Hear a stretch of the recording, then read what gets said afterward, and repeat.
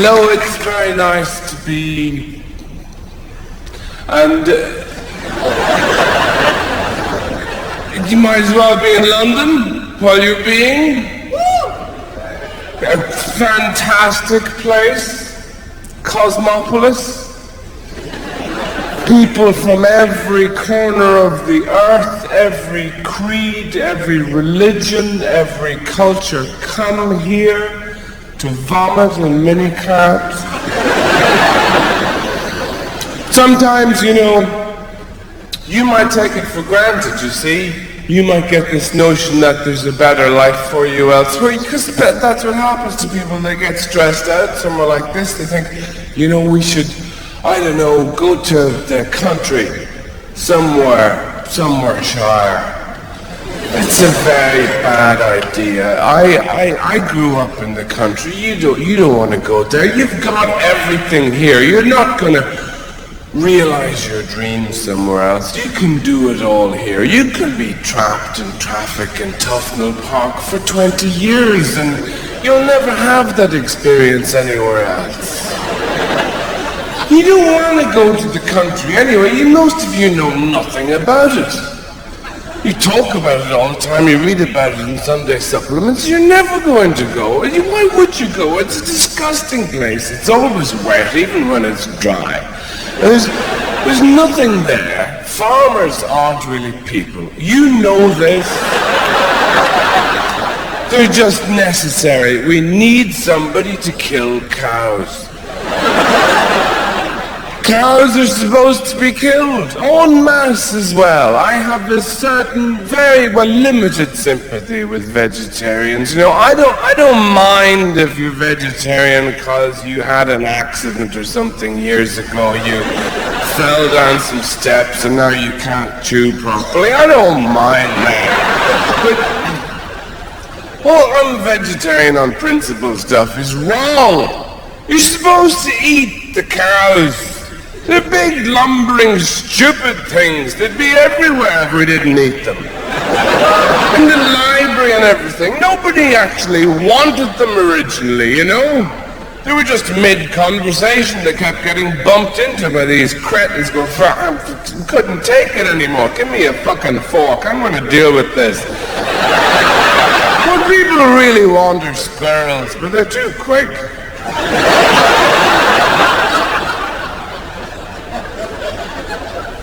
Don't go to the country. When is the last time you spoke to somebody from the country? Would you ever have a conversation with these people? What did you do today? I had some soup. Oh, for fuck's sake, give me a... Please, give me a cappuccino before I pass out. I need a mugger. I need a healthy injection of cynicism right now. And of course these people are friendly. Of course they are. They talk to you. They haven't spoken to a real person in years. And they bring you into the house and they dry all your clothes even though you're not, they've been in the rain or anything, and offer you the local thing. You must try the local stuff. Don't eat it.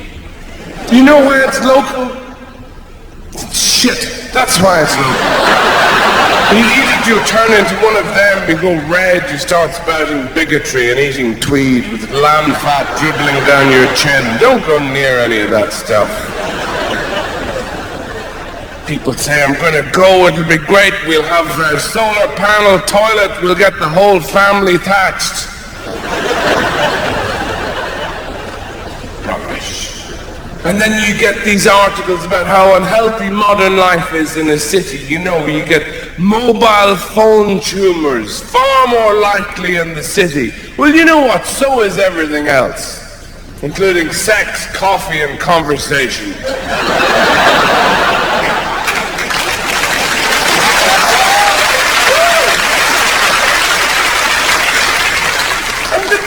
Conversations are totally different as well there. You're sophisticated people. You meet up every 9 months to have a coffee with somebody and bitch about your best friend who's not there.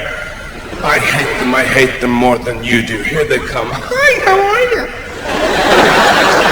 Do you want a cappuccino? And in the countryside, because there's nothing to do, You know what people do there? They go to each other's houses, they come to your house and drink tea all fucking day. They crawl for 12 miles to come and drink tea. Because there's nothing else to do. And what people do there, it has its own kind of native hostility, you know. They bring out all the food in the house and put it in front of that person and say, there, eat that.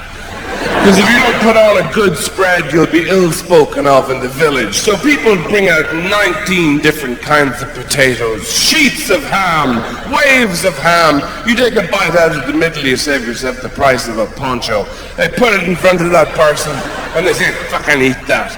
And they stay there all day. Eat everything you have, drink everything you have, and they never know when to go. You know, they're not sophisticated. They sit there. You're there 1 o'clock in the morning with the grandfather clock between your pajamaed knees, staring at the motherfucker saying, please, go home. And you end up saying terrible things. Look, we drank everything in the house. I don't think that minicab is coming. I know we had 8 or 9 bottles of wine and half a bottle of whiskey, but I think you should drive. I do. I will personally sellotape your hands to the wheel. Get in the fucking car. Go away from here, please. And then, you know, there's the extreme version of that idea of escape. People think they'll emigrate, and that's it. The new life will be somewhere else. Much better than here. I can't take it anymore.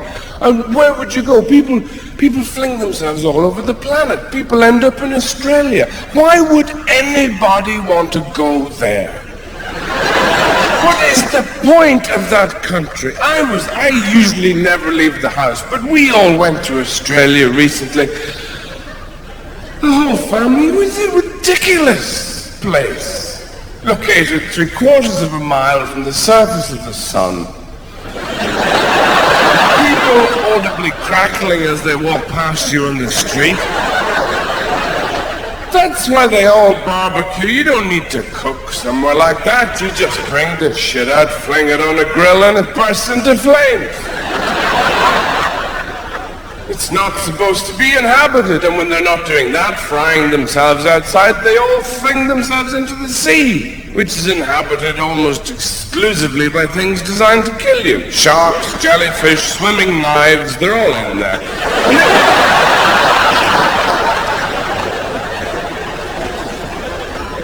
And then, you know, where else? This is the new world, you know, and the other part of the new world is America. People think that's got a lot of promise. Still, even though we're all a bit funny about Americans now, a bit, I think the reason that happened, all that bad feeling about America, is apart from everything that they've done. It's because American stupid people sound stupider than every other kind of stupid person. Some people are just thick, but you put up with them. But Americans are annoying when they're thick, because they say, well, you know, I was just talking about one of those terrible incidents that happen every other day in America, to say, well, you know, I was there, and the guy came in, and he had, like, a gun, you know, and he was, like, shooting, and everybody else was totally dead. And it sounds a little divorced from reality somehow.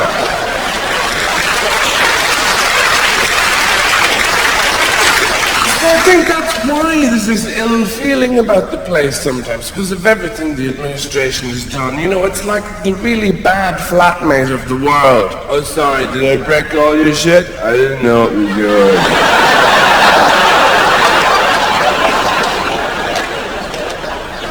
Yeah, I'll replace it sometime.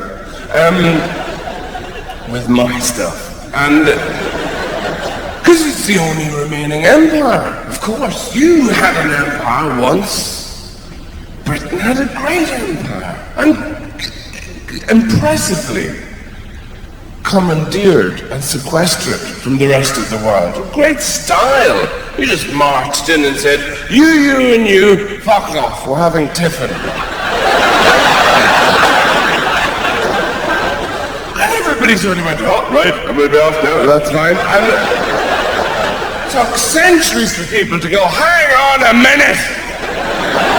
We live here. The American style is totally different, far more insidious. This empire is run on a totally different basis. What America does is it has a nosy in some place, some war-torn, fucked up place, and that looks for oil or chocolate or whatever it wants. And all the indigenous people obviously get pissed off, and they begin to meet, they begin to foment. They ring each other up and say, you, Habuwa, let's meet and foment at 6 o'clock in the local bombed-out cafe. They gather round and they say, what are we, I'm doing a pan-global accent, okay? It saves time, because America gets around a lot of places. What are we, and this represents poverty. What? Hey, listen. Hi. Haguga. Listen, what are we going to do about the fucking imperialistic Yankee big dog? Huh? What are we going to do? They come in here, they look around, they take our stuff. What are we going to do? I'm talking to you. Put down the beans. Listen, what are we going to do? It's Al Pacino from China via Brooklyn. But and then what America does, while these people are talking, it very, very gradually builds a Starbucks around them. And then they all become addicted to latte and they lose the will to rebel. And then they turn into Americans. After a couple of weeks, the kind of people that come up to me and say, hi, I'm Irish. My grandmother was no Flaherty, did you know her? I always say, yes, I did. But then again, everybody did. Now that's a particular kind of American, obviously, the kind of Americans you see in Europe, who often, for some reason, seem to be very generously proportioned. And you see them in museums blocking up the exhibits, going, what is this? Can we eat it? Where are we? Can we pee? And yet, when you go to America, you see that it's a very, very, because it's so competitive and everything, people are ultra-fashionable and very thin, really. I think the Americans you see in Europe are all the ones who stay in their apartments, get food piped in, and then they're just shipped out to Europe. But the ones over there, you see these amazing-looking people. They don't look real at all, these incredibly exiguous women. You know those people who look like they can't support the weight of their own teeth in their head? Stalking in and out of fashionable restaurants. I don't know what they do in there. Maybe they just rub pesto on their legs or something. And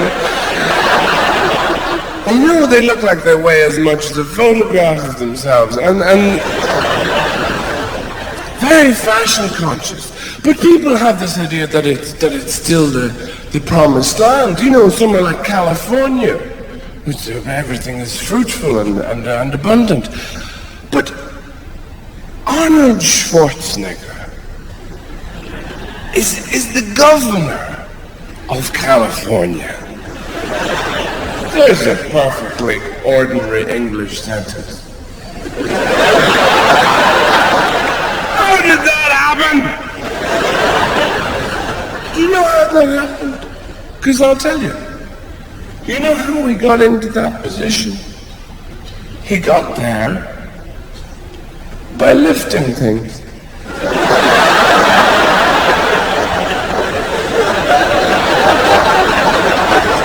Now you and me, we avoid lifting things. It's unpleasant. Especially heavy things. Even a 5-year-old child knows this. They go, huh? No, fuck it, no. I'm going to put Lego up my arse. I'm not doing that, no. He took a different approach. He lifted the heavy, and you know, you lift something when you have to. Piano falls on Granny. You lift the piano. Because Granny has mixed feelings about the whole situation. Sunday lunch continues. He didn't do any of that. He went right over to the heavy thing and lifted it and put it back down and didn't move it anywhere. And then he lifted it again, hundreds of times, and said to the people who had stopped to observe this aberrant behavior, look how good I am at lifting the heavy thing in my underpants. Now that sounds a little dim. But it was they who said, you're the man. You're the one we want to deal with immigration and water rates and taxes and all that kind of shit. Sounds weak. What we need to know is, how bad was his predecessor at that job? This must have been somebody who came to work covered in children's blood every morning.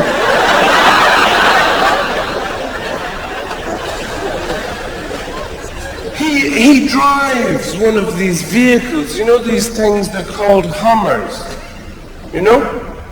It's like a big four-wheel drive thing. Huge. How small does your cock have to be to make you walk into a car showroom and say, listen, I need something the size of a school so people know I'm around? As if driving wasn't already aggressive enough. You see people behind the wheels of these things. They change, you know, in those big built-up vehicles. You have them here in London, you know, because it's difficult. Obviously, the coffee is on one side of the street. You have to get your newspaper from the other. It's tough, I know. People change to get behind the wheel of those things. They lose the ability to distinguish between an empty packet of crisps and your children. And driving is incredibly aggressive. I started to learn recently. I don't know how to drive, and it's fairly pathetic, you know, because I'm 30, nearly 35. It's ridiculous. And then I started getting nervous because I can't swim either, and I thought, you know, what if I crash into a lake? I'm fucked. You learn very, very quickly that it is mostly about swearing, actually. That's all you're doing, swearing in a box with wheels. Because you don't swear like that with any other activity in your day. You don't allow yourself. It's okay when you're driving for some reason. If somebody blocks you when you're walking, you positively Edwardian in your manners. You do this sheepish little smile together, and you step aside, and you both do it at the same time, and you go, oh, for goodness sake, what to do? Oh, dear me. I'll just, oh, we did it again. Do you believe it? I can't believe it. We should be on the stage. One more time, how did we ever get this far as a species?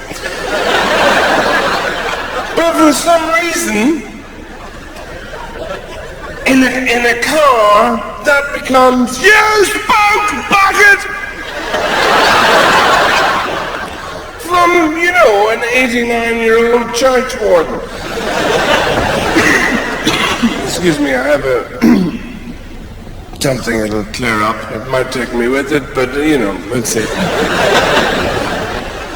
All this aggression is terrible, actually. You see that everywhere. People have, you know, you think you're mad at the other motorist in that case. Probably something else. You know, it's probably something in your own past. Probably, I don't know, mad at your mother or something. That's why you find yourself as a 45-year-old person on the street shouting. There must be a story behind all those people you see mumbling on the street. having those intense conversations that look really, really significant, except nobody else is there. And then, you know, you're probably mad at something. I don't, because everybody remembers you would be alone in the kitchen and twilight would be dwindling and you could hear the far-off cries of the other children playing nearby. And you knew you'd be alone in the kitchen because it was your special treat time where the jelly would come out just for you. And your mother would appear at your side, just this vision of Laura Ashley print dress smelling of magnolias and biscuits. And put the jelly in front of you, and you would pull your chair in, and then the old-fashioned bar of ice cream would come down, the one that had to be cut with a bread knife before the two sides were flanked with wafers. And you would lift your little spoon up excitedly to press it in and winkle out that first divot of black jelly. And then the cage would come down.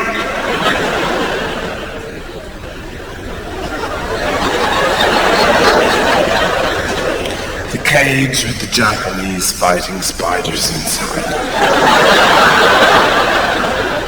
She would strike a match off her forearm and go and tell you to dance in the front room for money.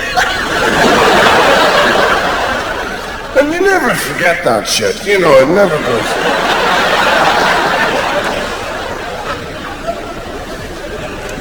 But this idea of the good life being elsewhere does possess people. And I suppose a lot of people now, because Europe is freed up and everything, people move within Germany. A lot of, within Europe rather. I mean, I said Germany, but I meant Europe. I don't know why I said Germany, but loads of people did go to Germany, actually. Recently, for the World Cup. A lot of English people went over to make uninformed, prejudicial remarks about German people and Germany. Totally ignorant and bigoted. Know nothing about it, but they feel free to insult it. Because they're English and they're bigoted. And because Germany is a toilet. A truly dreadful place. Nobody ever has any reason to go there. It is a totally dreadful place. And that's just the way it is, because if you're talking to, a modern... I went there. On the same weekend I went to Australia and to California, and it's you see, the thing is, you're talking to a modern, nice, affable German person, and they're saying to you something like, well, it's a critical time now for Germany within Europe, also globally. Economically, we're pretty good, we have been better, but we're very vibrant in the theatre and arts and so on. All the time you listen to this, you're thinking, Hitler.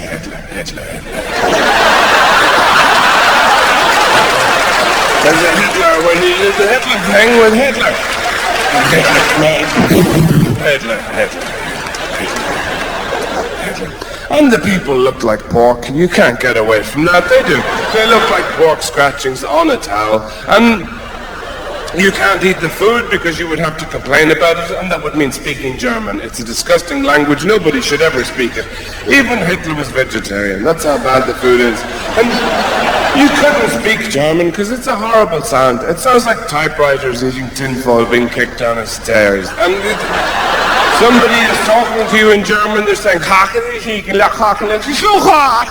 you think, what is happening to you from behind? How can we make it stop? Please go away. No, that's not prejudice, that's just observation. And the thing is, English people are very bigoted, though. I say that as a neutral Irish person. Ireland wasn't involved in the war at all. Ireland's reaction in the war was to go, what? There's the what on? Sorry, what? I'm not dressed. What is it? What? You want to what? You need to, what? What is it? A war? Oh, it's all over. Is it? Oh, we'll go. Yeah, what do you want? Not very useful. But English people are quite prejudiced, I think. Because I've noticed this recently, because I have lots of English friends who are very dear to me, and I realized recently, when you're talking to an English person and you're from elsewhere, they share with you. They do a lovely thing when they're talking to you. They impersonate you as they're talking to you. Somebody says to me, do you want another drink then? You know, in that English voice that suggests they're just about to die at any moment. Do you want another drink? I would. I'd love another drink. That'd be great. That'd be grand. Thank you. They do you. They go, I would, yeah, that'd be great. That'd be great. That'd be lovely. What the fuck are you doing? No, it's just funny because you're Irish and that, you know. Because that's still how Irish people are seen, as twinkly-eyed fuckers with a pig under their arm, high-stepping it around the world, going, I'll paint your house now, but watch out, I might steal the ladder.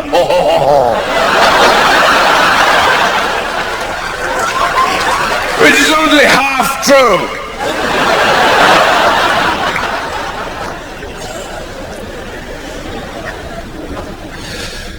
The thing is, though, that Irish people are just far more emotional. We include emotion in our culture. You're talking to an English person, you don't know if they've recently died or just got married. Because of that English smile. Hello, hello. Looks like you have a rotten oyster under your tongue. Hello, good morning. Don't touch me. Stay away. All right. And either that, or when emotion disappears, it's violent. They come and play football with you and rip the shit out of the stadium and eat the chairs.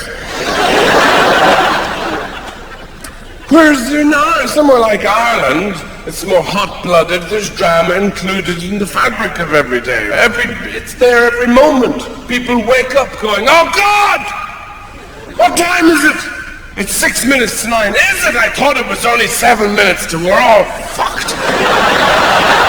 What's the weather like? Don't tell me, I can't bear to hear. I look myself. Ah! It's fierce mild. What are we having for breakfast? Are you going to do that thing again with the bread where you put it in the box and burn it? Whose trousers are these? Come on, we'll both try them at once and see who wins. It's just much more emotional at all times. For no real reason. And I think sometimes I'd love to be like you. Cool and calm and unemotional. Protestant, in short. It's a fantastic religion. It makes absolutely no demands upon you at all, which is why it's not a great religion. All great religions are built on shame. You don't have any of that if you're Protestant. You go to the church, sing a few hymns, have a cup of tea, everybody goes home and has a wank. You see, you have the freedom of mind to walk into a room and see a plate of biscuits, say, and you look at them and you think, well, there's a plate of biscuits, I might have a biscuit, I might not, I might have one later. I might put it in my pocket and give it to somebody else. I don't really mind, it's just a biggie. It's not like that if you're Catholic. You walk in the room, you see the plate of biscuits, there could be other things going on in the room. The room could be on fire. It could be full of naked clowns killing each other with crossbows. This doesn't matter to you because all you see is the plate of biscuits. Because you think, oh no, I'm going to eat them. I know I am. I'm going to eat them. I'm going to eat them all. Oh no, I know I am. I'm even walking towards them. I wasn't aware of that, but I am now. I've actually started to eat the biscuits. Help me, help me. Oh, they're delicious. Oh, the shame, the shame, the shame. Oh, I can't tell which is nicer. The biscuit or the shame. It's a child's biscuit, that's perfect. I don't deserve a grown-up one with dark chocolate on it. Oh, they're so nice. Now they're all gone. The shame, the shame. That's all I've got left. Nothing can make me feel better now, except cocaine.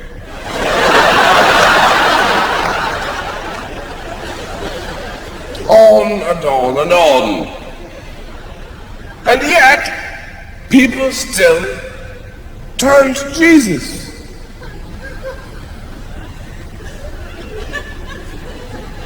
You will notice, though, that the kind of people who turn to Jesus tend to be the sort of people who haven't done that well with everybody else.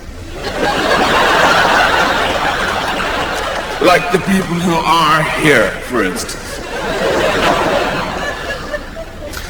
They say to themselves, well, I can't get it right in this lifetime, but in the next life, it'll be right. In the spiritual afterlife, which makes no sense at all, really. It's your choice, of course, if you want to believe all this, but why would you want a spiritual afterlife?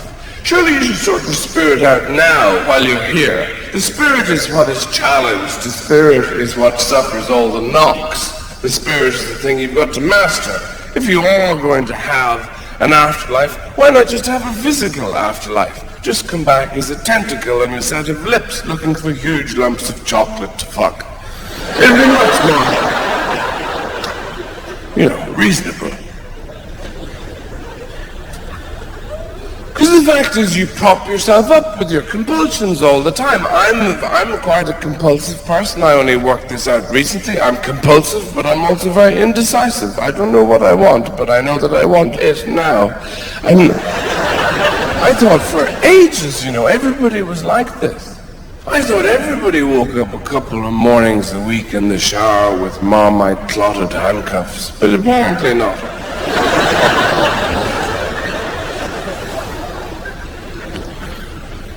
There are sensible choices, obviously. I don't take loads of drugs, because this is tedious. Everything becomes too routine. You take the drugs, you stay there for 9 hours going, and you run out of, and you have to go and buy more. It's just this endless cycle of repetition. I don't get it.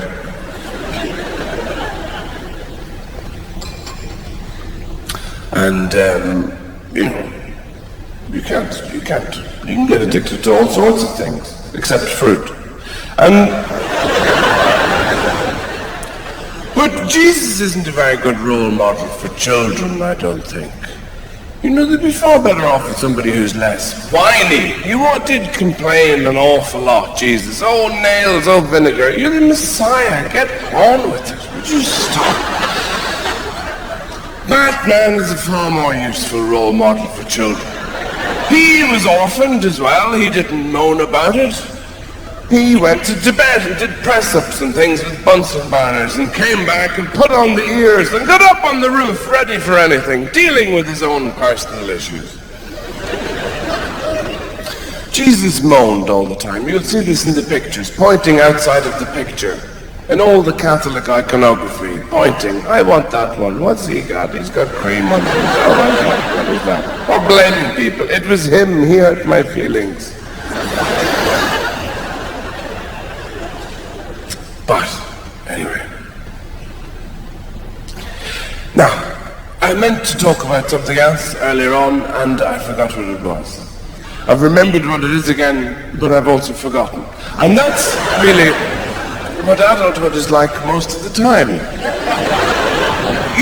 You spend a lot of time walking back to the room to get the thing that you left the room so that you would go and use it somewhere else, and on your way back to the room to get the thing, you forget not only what it is, but what room it was in, and you're faced with the people who love you looking at you going, what do you want? Why are you here? And you go, I don't know. You spend an awful lot of time like that. And children aren't like that, which is why they look so young, because they always have a sense of style and purpose. When they're walking around, they have a very definite purpose. They're walking, and it's a great walk as well. It's not an adult sort of bemused shuffle. It's that, I'm going over here. You say, why are you going over there? Because I have a harmonica. What are you doing with a harmonica? I'm going to put it in the toilet. And why are you doing that? Enough questions! Goodbye! Because children express themselves. That's how they look young and vibrant. and alive, and why we all envy them. The child, the children can be incredibly difficult to understand when you're grown up. You forget that you were a child. Something simple like a child going to bed. You say bedtime, bedtime, bedtime. That's not what the child hears. What the child hears is lie down in the dark for hours. Don't move. I'm locking the door now. So the child has trouble with that, so of course you make a concession, you read the fairy tale or something, all the wisdom of the world compacted into a little story, and you say there was a little girl lost many, many miles from home, walking through the woods, late at night with the creatures all hooting and howling on the bushes around her, stepping over the roots of trees, and she came to the old stile and began to climb it, but it broke, you see. It broke and she fell down. But then when she got herself up, she was all right, and you could see the lights at home. And she began to walk towards home, and then a thing ate her. Good night. Night. You probably sent the child to bed because you were just tired talking to the child, because the child asks you questions. You see, and this is one of the great things about having a child. You look forward to teaching this child about the world and how it works. But the children they're like children, but they're bigger and they're webbed. They're not really interested in your views on the world. They have their own questions. What is the name of the spaces in between the bits that stick out on a comb? I don't know. I'm not sure. Well, what do you call the place underneath the castle? I don't know! Bedtime.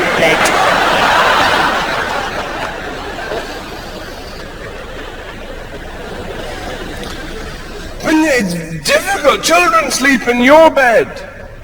This is part of having children. It's very important for a child's development to sleep in the grown-up's bed because their bones are growing in particular directions. You see, what happens is children are actually very sophisticated. They sleep in your bed for a reason. The child is born, it takes a look around and thinks, well, this isn't quite what I'd hoped for. These people are idiots. I wouldn't have painted the house like this at all. But I gotta make the best of it. So how do I've got to maximize my resources. So the key thing is to stop these people having any more children.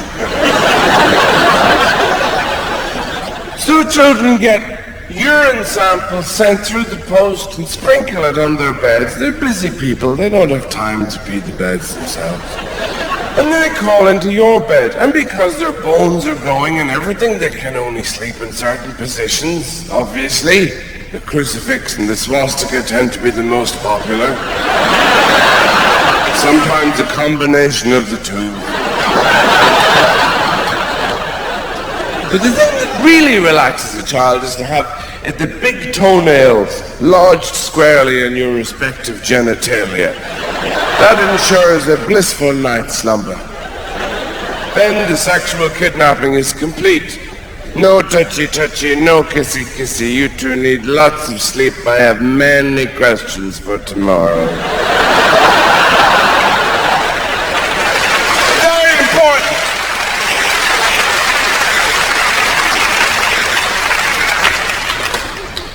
But you lose so much of that natural, human panache that children have. No, you tell the child to go to bed, and it puts that against what it wants to do, and synthesizes, and says, I hate you. I really hate you. As they're scratching their arse with a toy elephant. Now, if you could retain that sense of self in your adult life, you'd have a totally different experience. At work, telling your boss, I hate you. I was scratching. I really do. Every day is the same fucking shit. I don't know why I keep coming back. Difficult to keep a hold of, though. That's why adults are confused a lot of the time. Adults are terribly confused, messed up people. That's because they forget, really. They don't have to pretend all the time. Really, the fact is, you're not an adult at all. You're just a tall child holding a beer. Having a conversation you don't understand. The Middle East, yeah, I know, it was really bad. Yeah, I wouldn't have done that. Yeah. Hysterectomy, very painful. The shoulder is a very painful area. Being intimidated. I get intimidated by men, by other men. You know, we was talking about the driving lessons, the other guys talking in pubs about machines and cars. There's a whole culture of that. They're talking about the granambulator and their whinny whacks in the car, and then they turn to me and go, what kind of car have you got? I go, I don't know, but when I get one, it's going to be a blue one.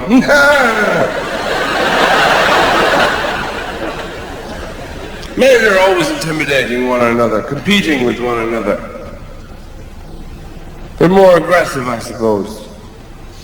They did this study, actually, in the University of Chicago with women, and they worked out that the women are incredibly good at reading male faces. You know, there's two types, apparently. There's a kind of round, soft, sensitive-faced person who's a good person to have around, and is good for you, good for a family, gentle and caring and can empathize. And then there's the other type, which is more kind of stronger jawed, more masculine looking, smaller eyes, you know, King Kong is what we're talking about here. And this, interestingly, this was the kind of male favored by women for what was called in the study brief relationships. What the fuck is that? One where you don't have to roll your tights down the whole way? What is the brief relationship exactly? No, I'm talking about all this, obviously. I'm talking about children and all that kind of, you know, and jobs, mentioning these things, to pretend to you that I have an ordinary life. And this is because I'm relating to you, and you're ordinary people, looking up at me with a mixture of awe, envy, and lust. And the thing is,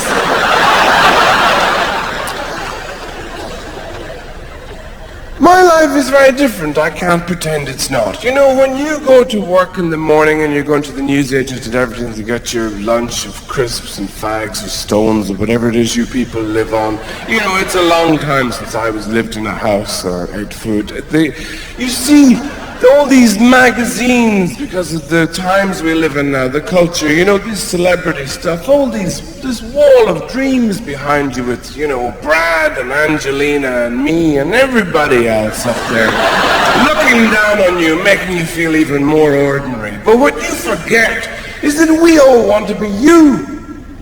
We all want to have, you know, 2.3 children and live in a house where nobody speaks to one another and work in a building society or something. We lie awake at night, tossing and turning, masturbating with both hands, with boutique chocolates falling out of our mouths, wishing we could be you living somewhere like Wilston. And it's doubly difficult for me, because I'm an Irish celebrity. That's a very hard gig, you know, because not many people do it. There aren't very many of them, and none of them are cool. You look at Geldof or Bono or anything, they can't do cool. You put, you know, Bowie or Lou Reed on the cover of Time magazine, of course they look cool, because they can do all that stuff, all those looks. You know, the ones that say, I don't even know you're there, but if I did, I'd ignore you. I'm having people flown in from other galaxies just to come and scratch me. You can't do that if you're Irish, because you have the face. You know, and an Irish face always looks like it's been told two very important pieces of information at the same time.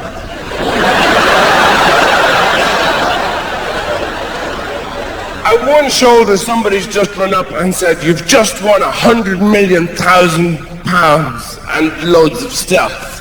And at the other shoulder, somebody's just whispered in their ear, but you only have 3 minutes to live. That's why everybody looks like this.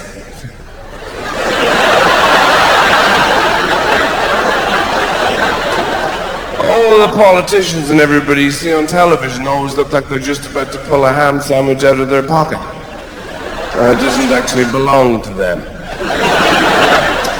Ladies and gentlemen, that is the first bit. I'm going to go away and I'll see you in a little bit. Thank you. Bye.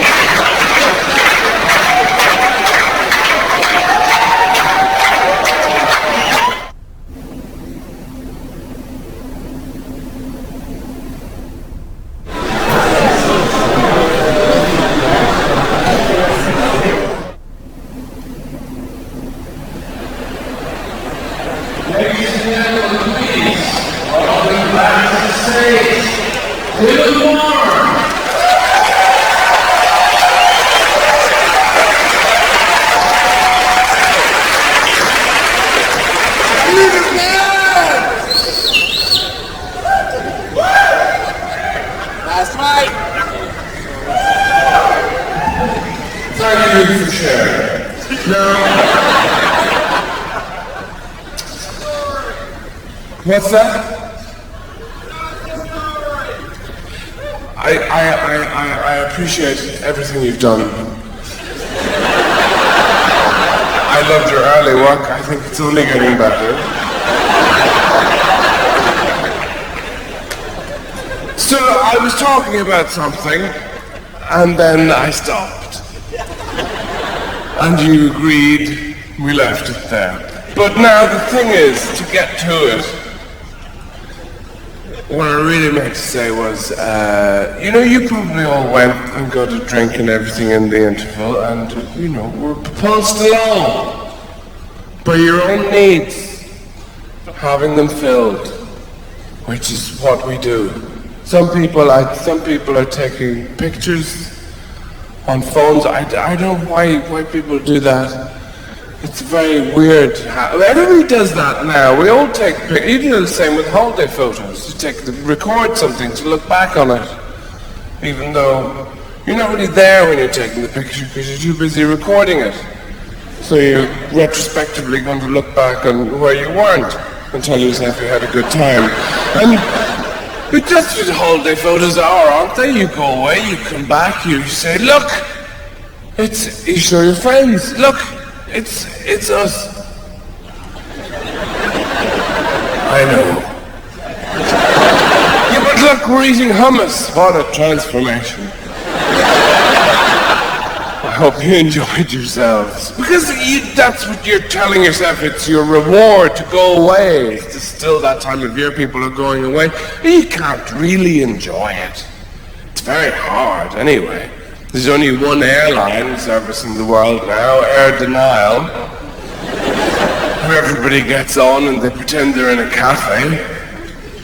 They're trying to shut out the one thought that has actually kidnapped their mind, which is, we're all going to die. You pretend you're in a cafe, and that's what the people out there who work on the planes are supposed to support you in this fantasy, because they come along and they say, would you like red or white wine with your piece of vulcanized lizard's cock from the moon? How about an extra bread roll there to dip in your otter vomit pate? And you're going red or white wine. What are you going to have, darling? I don't know. What are you going to have? All to shut out the one thought which is in your mind, which is, we're going to die, we're all going to die, we're all going to die right now. The plane is made of metal, the wings are made of metal, we're all eating, and I'm the only non-terrorist aboard. We're all going to die. And you the only enjoyable bit, actually, about being up there is if you have a family, if you're with your children and you get to see the young person you used to be sitting a few rows ahead of you, who always oblige you by turning around and giving you that scowling look because your child reacting to air pressure is expressing themselves by going and they look around disapprovingly as though you're going to clock that look and go, oh sorry, I'll slit their throat. And after all, you paid for business and you're a busy guy, aren't you?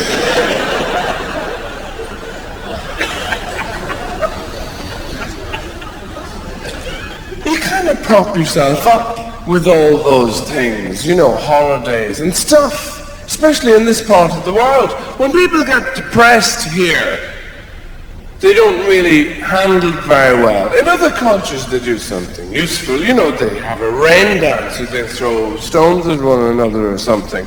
But here, when people get pissed off, they go, I can't carry on, I don't understand my life anymore, I don't know what I'm doing, I can't fucking handle it, I can't deal with anything, including these cornflakes, I just don't know what's going on. I can't do it. Fuck it, I'll buy a CD. I'll get a CD and a jacket. Fuck everybody. But because you're out of your mind, not feeling well, you go and you buy stuff you didn't really want anyway. You know, the Ecuadorian women's folk choir doing the songs of Kenny Rogers. And you bring it back. Some canary yellow jacket with purple buttons up the front, and you look at this and you think, what is this shit? What was I thinking? So you take it to a charity shop. That generally is the extent of our charity. We give away all the shit we never needed or wanted in the first place. And that's why charity shops themselves have that incredible funk of depression. The layered smell, and all the women who work in there are 103. And they were 20 when they turned up for work that morning. They just aged in the smell. Presumably, as well, there are people going into those shops as well who think, when they look at the stuff, they go, that mirror in the shape of a cello covered in seashells is a fucking bargain. Do you have any more of those? Do you? I need about 10.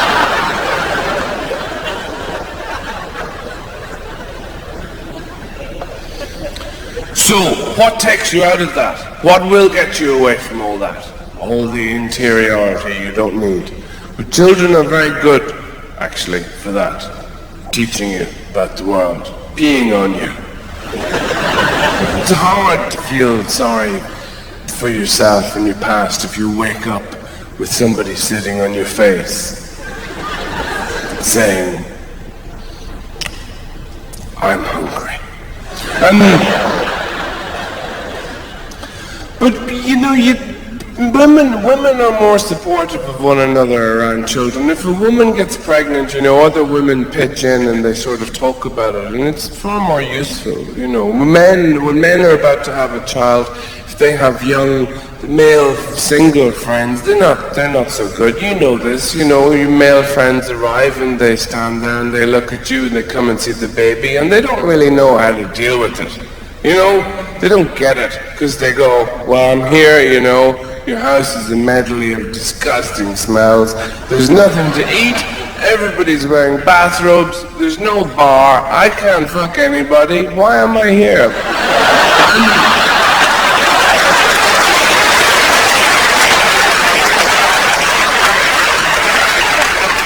Women tend to be more mature. You know, men look at breasts the way women look at babies. Oh, isn't that lovely? And if a woman gets pregnant, all of the women she's ever met in her whole life will appear from all corners of the earth to support her by telling her horror stories of all the pregnancies they've ever heard about. It's fantastic what you're doing. I love the way you're handling this. It won't be like what happened to Michelle. What happened to Michelle? Oh, did I say Michelle? I didn't mean to mention that. I'm sorry. Don't worry. She was a fool. She ate vegetables and drank water. The baby came out her ear. You'll be fine. You'll be absolutely fine. Nothing will happen to you. She can't sit down now. Nobody in the family talks to one another. You'll be fine. Don't worry about it.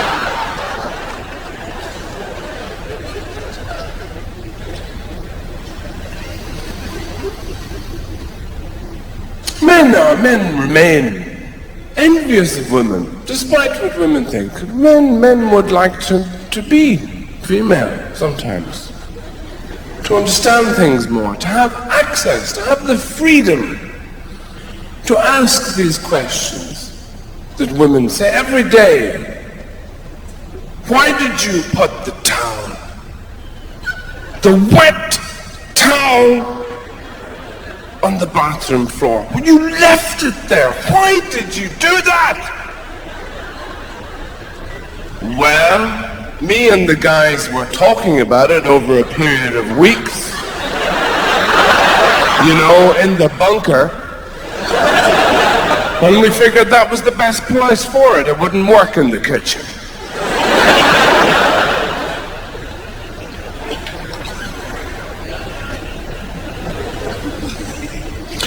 The questions that everybody asks now are the questions that everybody has always asked about each other.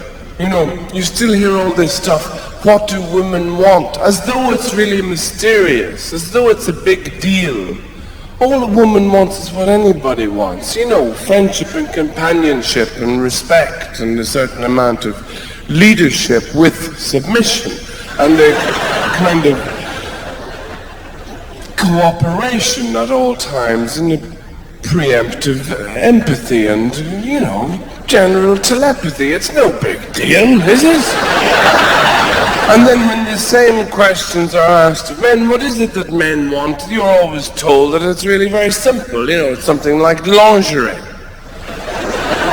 Now, historically, there hasn't been a big demand for male lingerie from women, because there's a limited amount you can do with male genitalia. There's a limited amount you can do with anything that looks like it's hanging out of the side of a shark's mouth. And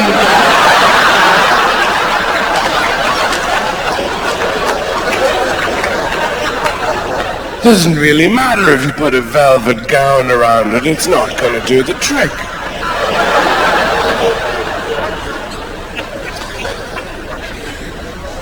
You're told that this is what men want, lingerie, you know, for women to look like cakes. It's not enough that you want to be with me and love me. You must first be a French fancy. And now women don't want that. Traditionally, women have been attracted to uniforms. So it's not difficult to know what women want. Fascists. That's really what they're all after. Say what you like about Nazi Germany. They turned heads.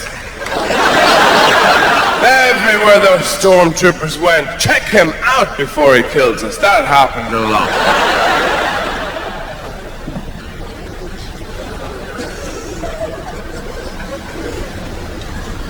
But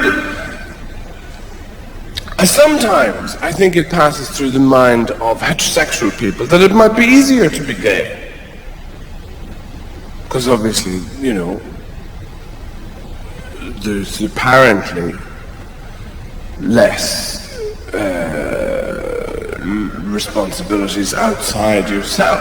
That's how it would appear sometimes. And also, you know, if you're straight and you're pissed off or stressed out, what do you do, really? You know, you have an extra piece of cake or a couple of drinks you shouldn't really have. If you're gay, you can go to the toilet and fuck a stranger.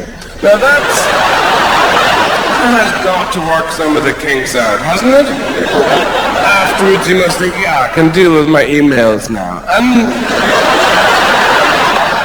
But because of that, then you get straight people disparaging gay relationships and saying, well, they can't be meaningful, you know, if you met in a latrine. But most heterosexual people in this country and around the world meet each other and get together with one another when they're totally drunk, smashed out of their minds. They could not spell their own face. And they go home with that person. You might spend months with that person, or a year, or you might have a family. This is what happens. This is how you meet. But you wouldn't buy a toaster when you're drunk. Because that's too important. It's got to be crispy in just the right way, hasn't it? I think that's why you see couples sitting with their new babies outside cafes and so on, drinking tea, looking at one another, looking to the pram, looking into the middle distance and back to one another, because they're thinking, oh, what the fuck happened? I just thought we were going to have a few drinks. Who's this guy?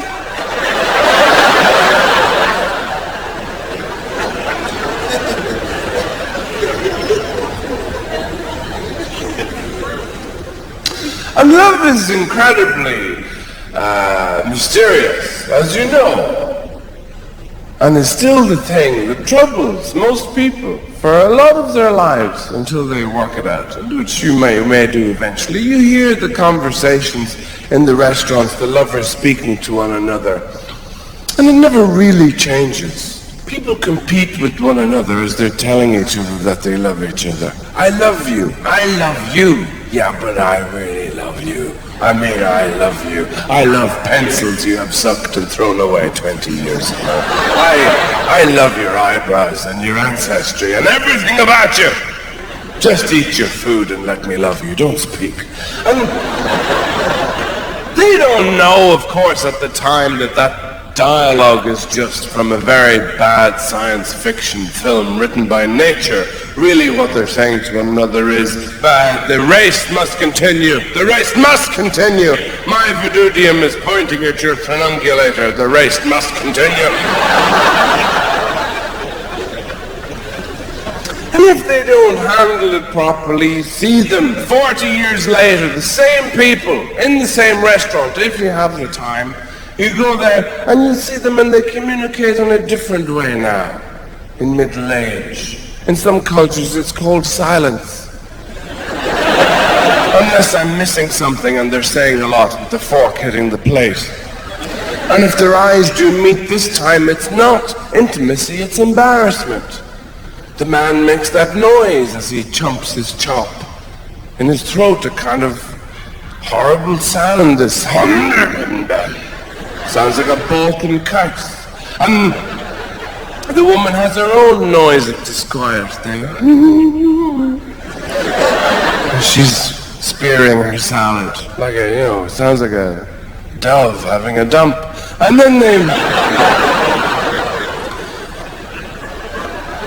they go home to the bed they've shared. When you share a bed, it's a difficult process. You know, when you go home, you had a couple of drinks and the bed's all woolly. And you have to get the clippers out. Here we go again. Don't move. And when they've shared the bed, they share it. And they get in and they have real intimacy, which takes years to achieve, You're not going to get it with somebody you don't know very well. Not that there really is such a thing as casual sex. What is that? What is that supposed to be? It's never really casual. You always have to turn up. And it's never casual unless you're both wearing Sherlock Holmes hats or something and you're covered in crisps. One of you's eating an omelette, the other one's doing a crossword. Then it's kind of casual. I'm talking about real intimacy, where people don't mess around with all that manipulating the phrase, I love you. People, you get this all the time. I love you, I love you, I love you, I love you. Bake me a cake or go away. Children can master those 3 words. What do you want for breakfast, darling? I want sugar fried in honey. No, you're having fruit, bread, wholesome things like that. I love you, Daddy. I love you too. Sugar, you say. I'll be right back. I mean, it's just hard to like certain foods. Look at this. I'm trying to addict myself to it. It doesn't work for me. Fruit. It's just God showing off. Look at all the colors I know.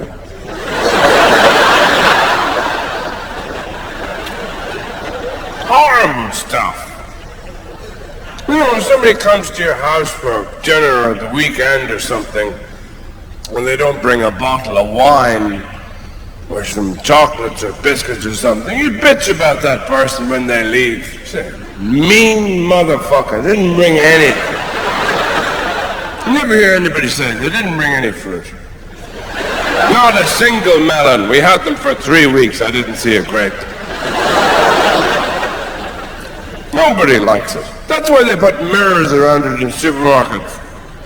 You got sight of yourself and you think, fuck it, I'm dying, I better eat some of this. They don't do that with the eclairs, do they? Terrible. You have one. Confirm that it's awful. Yeah. It's got stones and things in it. What's the point? What was I saying? I have no idea what I was saying. What was I saying? It doesn't matter. Yeah. You know. It takes ages as well. It goes on and on and on.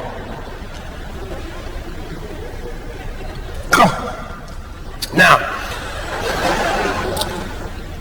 see the other thing, you know. I don't know. Yes, intimacy and what is real and what is not. I suppose, you know, the conditions have to be right, of course, for love to happen. You know, it is much more difficult to be female. I grant you that, because the body's more complicated. You know, if you're born a woman, all these things happen to you. You're a baby, then a child, then a girl, then a girl, woman, and all these things are going on. It's this constant opera where the masks keep falling to the floor throughout your life. Who am I don't know. Watch out, I'm fucking nuts. And then, if you're a male, you know, you're born, you have a finger up your nose and the other hand on your dick, and you get taller. And that is really it.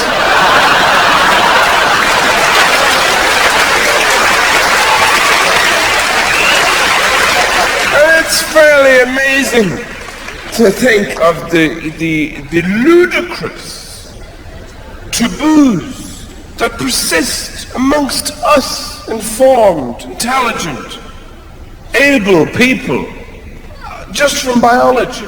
For all these years, it is still a difficult thing to talk about menstruation with a woman. If you're male, and you find this out as a young man very quickly. Because you're talking to somebody and you're saying, listen, I agree with everything you're carving on the kitchen table. I do. I really, really do. But do you think it's possible you may feel this way, perhaps, because of your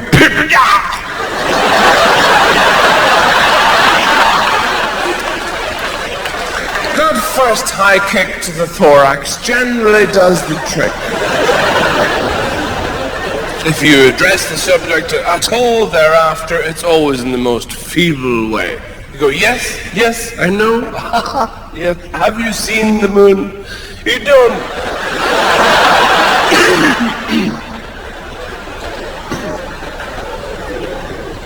And we're told, and it's traditional, that things have to be just right for a woman, for a certain exchanges and acts to happen between you. If you care about somebody, really properly care, it has to be just right, you know. We're told that men don't need very much, they just, you know, they just appear. All circumstances are fine for any sensitive occasion.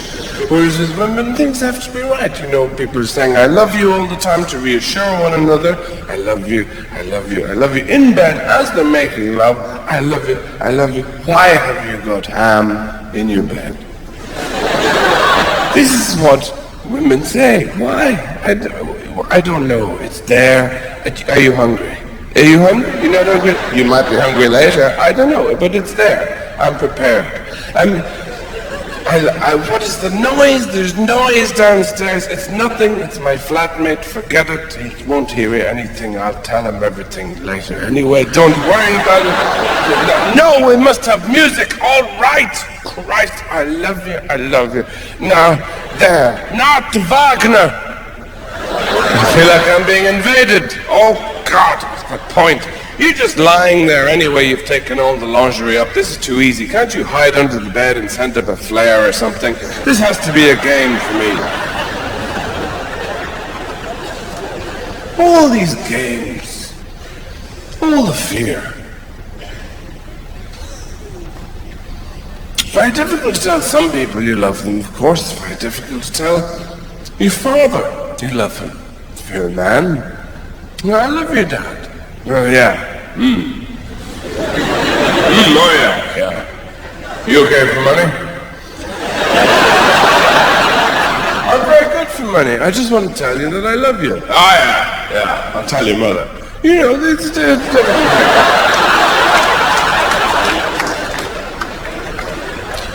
So these people talking in the restaurant, maybe about what they don't really understand, we'll find out later.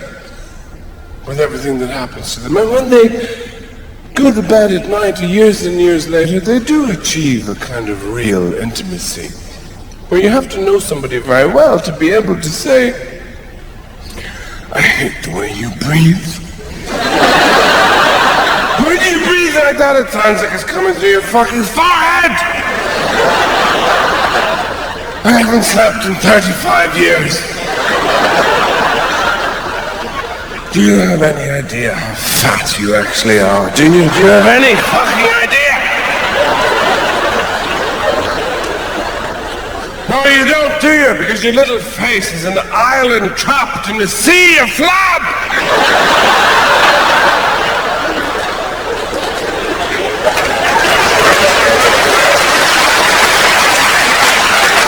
I would stab you to death, but I can't afford to take the 2 weeks off work!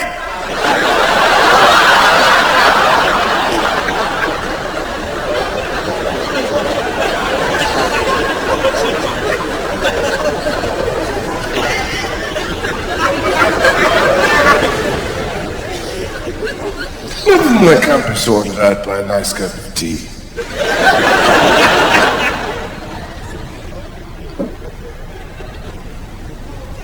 But it is difficult.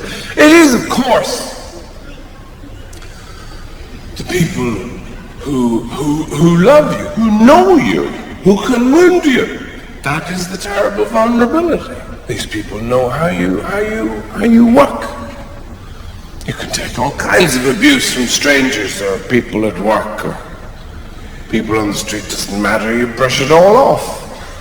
But you don't have to get rage or obscenity from somebody who knows you. They just have to say the right thing at the right time. Your nose hair, which is grey, is in my eye. That'll do it. We're all very woundable. We all want a certain treatment. You want to hear things said in a certain way. I heard a terrible story. I didn't think this kind of thing happened. But this happened. This guy knows a guy. It happened. The guy I know knows another guy. It happened to him. I'm very well connected. And he told me this man was in bed with his person, and they were making love, and she actually called out the wrong name. I didn't think that could happen. She called out the wrong name, and when I heard that, I thought, how would you ever recover from something like that? You would be destroyed. But then I realized, it wouldn't even have to be the wrong name. Somebody could just say your name in the wrong way. Because everybody wants to hear, "Oh, John!" But you don't want to hear, "John!" Or, "John?"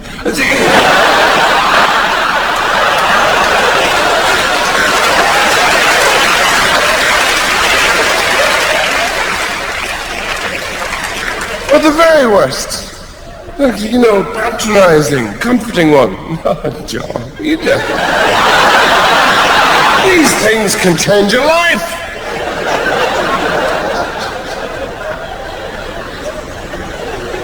Ladies and gentlemen, that is all from me. Thank you very much for coming. I've enjoyed talking to you. Good night.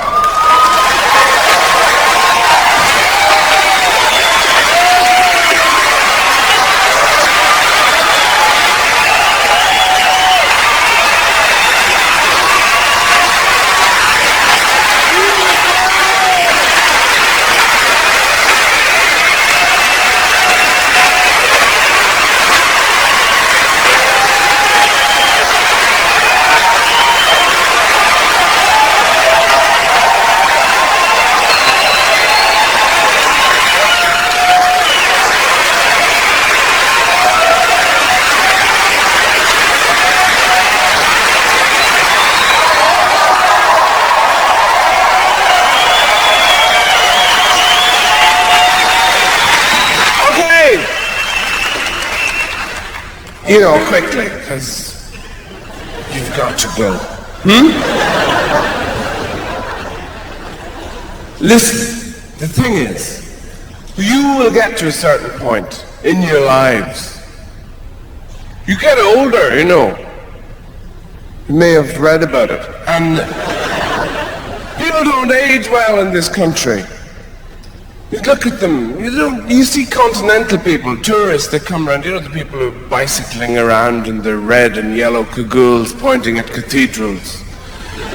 Springy, white hair and rimless, lensless, glassless spectacles, having a wonderful time, living on yogurt, going home and having sex, even though they're 300 years old.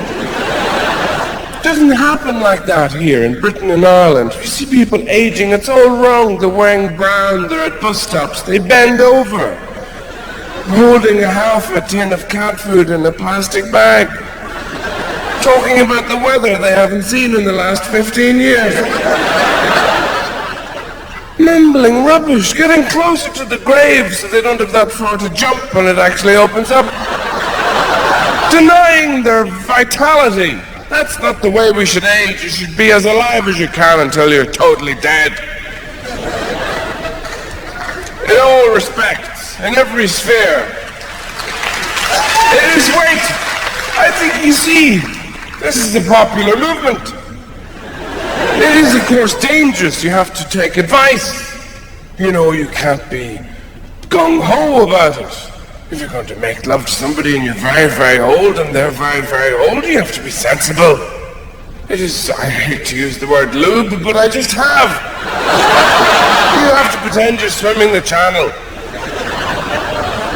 Look, you change. Your body changes. It's a tinderbox down there. It would be a terrible way to be found the next morning, 2 charred skeletons, still smouldering in the wheelbarrow position. Nobody wants to be remembered like that.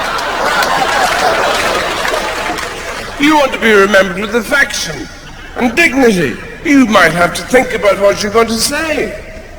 You might have to say something quite good. You probably won't. You'll say something rubbish. Like, do you think this is off? They'll be the last words you'll ever say. Or worse, hey everybody, watch this.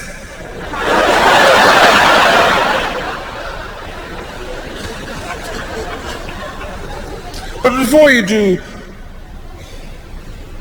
it's great if you can meet the other person you're supposed to share this mystery with.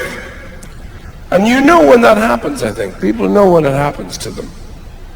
Because you often meet that person at a particular time in your life, sometimes when you're young and poor. You know, when you're living in a room, but you both live in rooms where you have all your shit because you're poor. And it's lit by candlelight. And you climb the stairs to that person's room, they've been to yours, now you're going to theirs. It's serious. And you're standing opposite that person, and there is a moment where you realize you're not looking at an expression of fleeting lust or some sort of passing of the time, you know, in the surrounding befuddlement, where you're actually, you know each other, you know you want to be together, and you realize it, and it's an amazing moment when the other person's actually taking their clothes off in front of you, smiling from the very middle of themselves at you, saying, I want to be with you, and you looking at them with their bare shoulders all shimmering in this roseate candlelight, and you realize this is the person for you. And then the cage comes down! And your mother jumps from the wardrobe with a cigarillo pointing out of the corner of her mouth. And you kill her with a trowel. Ladies and gentlemen, thank you for coming. Good night.